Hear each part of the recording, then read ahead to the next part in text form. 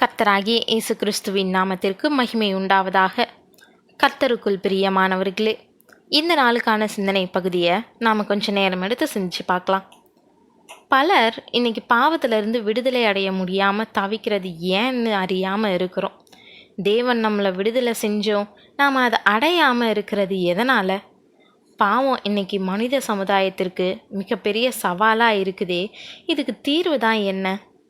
பல குடும்பங்களில் இன்றைக்கி பிரச்சனைகளும் போராட்டங்களும் பெருகி வாழ்க்கை சமாதானம் இல்லாமல் சந்தோஷம் இல்லாமல் சீரழியுது. எந்த பாவமும் பளபளப்பாக தோன்றுது, பரவசம் ஊட்டுது, ஆனால் பலவீனனாக்கி பாழ்படுத்திடுதுன்றதை நம்ம எல்லாருக்குமே தெரியும். பாவத்துடைய ஆரம்பம் இலவசம், அதனுடைய சந்தோஷம் அற்ப பரவசம். ஆனால் அதை தொடர பெரிய சமரசம் செஞ்சே ஆகணும். முடிவு எப்பொழுதுமே விசாரமாகவே இருக்குன்றதை நாம் நிதானிக்கணும். பாவத்தினுடைய வீரியத்தை நாம் ஆரம்பத்தில் சரியாக கவனிக்கிறது இல்லை. அதனுடைய ஆழம் எவ்வளவு அழிவை கொண்டு வரும்ன்றதையும் நாம் சீர்தூக்கி பார்க்கறதில்ல. ஆண்டவரோட ஆசீர்வாதமாக இருக்க வேண்டியவங்க ஆசையில் ஆரம்பித்து ஆவலாக தொடர்ந்து ஆற்றல் யாவையும் இழந்து ஆழியில் அமிழ்ந்து போகிறது சரியில்லையே. இந்த உணர்வு நமக்கு வந்தாலும் நம்ம ஏன் இன்னும் அந்த பாவத்திலேருந்து ஜெயம் பெற முடியலன்றது தான் இன்றைக்கி நமக்கு இருக்கக்கூடிய சவால். அதனால் இதுக்கான தீர்வு என்னன்றதை இன்றைக்கி நேரம் எடுத்து சிந்திப்போம்.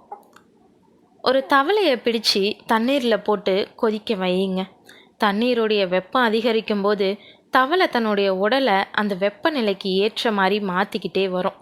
வெப்பம் ஏற ஏற தவளையும் அந்த வெப்பநிலைக்கு ஏற்ற மாதிரி தன்னுடைய உடலை மாற்றிக்கிட்டே வரும். தண்ணீர் கொதிநிலையை அடையும் போது தான் வெப்பத்தை தாங்க முடியாமல் தவளை பாத்திரத்துலேருந்து வெளியே குதிக்க முயற்சி செய்யும். ஆனால் எவ்வளவு முயற்சி செஞ்சாலும் தவளையால் வெளியேறவே முடியாது. ஏன்னா வெப்பத்துக்கு ஏற்ப தன்னுடைய உடலை மாற்றிக்கிட்டே வந்ததுனால அது வலு இழந்து போயிருக்கும். கொஞ்ச நேரத்தில் அந்த தவளை இறந்து போயிடும். எது அந்த தவளையை கொன்னுச்சு? பெரும்பாலானவங்க கொதிக்கக்கூடிய தண்ணி தான் அந்த தவளையை கொன்னுச்சின்னு சொல்லுவோம். ஆனால் உண்மை என்னென்னா, தப்பிச்சு வெளியேற வேணும்னு சரியான நேரத்தில் வெளியேற விரும்பாத அந்த தவளையோடைய மதி இனம்தான் அதை கொன்னுச்சு. பிரியமானவர்களே, இதை போல தான் பாவம் மிகவும் கொடியதானது. எவ்வளவு இதமாக இருந்தாலும் அது நம்மளை மரணத்தில் தள்ளிடும்னு பல வகையில் வேதத்தால் எச்சரிக்கப்பட்டாலும் விடுதலை அடைய நம்ம விரும்புறதில்லை. தண்டனை உண்டுன்னு நாம் தெரிஞ்சு வச்சுருந்தாலும் பாவத்துடைய சந்தோஷத்தை விட்டு கொடுக்க மனம் இல்லாமல் இருக்கிறோம். எத்தனை எச்சரிப்புகள், எத்தனை வாய்ப்புகள், எத்தனையோ முறை தேவன் நமக்கு கிருபை அளிச்சும் அழிவினை நோக்கி பயணிக்கிறவங்க ஏராளம் பேர். பாவம் எந்த காலத்துலேயும் நமக்கு நன்மையானது கிடையாது. அற்ப காலத்தின் சந்தோஷமாக இருந்தாலும் முடிவு அழிவுன்றதுனால நாம் அதை ஒரு குறிப்பிட்ட காலத்துக்கு நிறுத்துவது மட்டும் தீர்வு கிடையாது. என்ன செய்ய வேணும்னு வேதம் சொல்லக்கூடிய ஆலோசனையை நாம் கவனிப்போம். பாவத்தை நிறுத்துகிறவங்க மறுபடியும் அதை தொடர வாய்ப்பு இருக்குது. ஆனால் அதை வெறுத்து தள்ளுறதோட அதை அருவருப்பாக எண்ணணும். பாவத்திலிருந்து விடுதலை அடைய விரும்பக்கூடிய யாரும் அந்த பாவத்து மேலே பரிதாபம் கொள்ளக்கூடாது.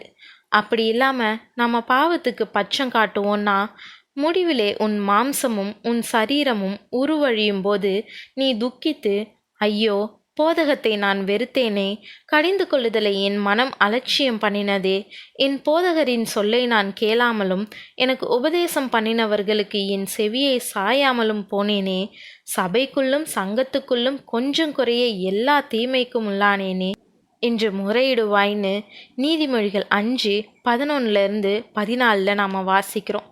பாவத்தின் வஞ்சனையில் கடினப்பட்டு இருக்கக்கூடிய நமக்கு தேவனுடைய அனுக்கிரகம் அளவில்லாமல் கொடுக்கப்பட்டிருக்குது. நமக்கு கொடுக்கப்பட்டிருக்கக்கூடிய கிருபையின் காலம் குறித்து கவலை இல்லாமல் அலட்சியமாக இருக்கலாமா? இவ்வளவு பெரிதான ரட்சிப்பை குறித்து நாம் கவலையற்றிருப்போமானால் தண்டனைக்கு எப்படி தப்பித்து கொள்வோம்னு எபிரேயர் 2:4 சொல்லப்பட்டது போல அழிவினை அடைஞ்சதுக்கு அப்புறம் விடுதலைக்கு வாய்ப்பே இல்லை.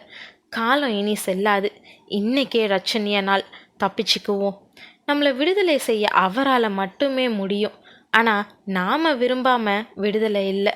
அந்த விடுதலையை விரும்புகிறவங்க தேவனுடைய உறவை அதிகமாக விரும்பி அவரோட சஞ்சரிக்கணும், அவருடைய பலத்தை பெற்றுக்கொள்ளணும், அவருடைய வல்லமையை அனுபவிக்கணும்.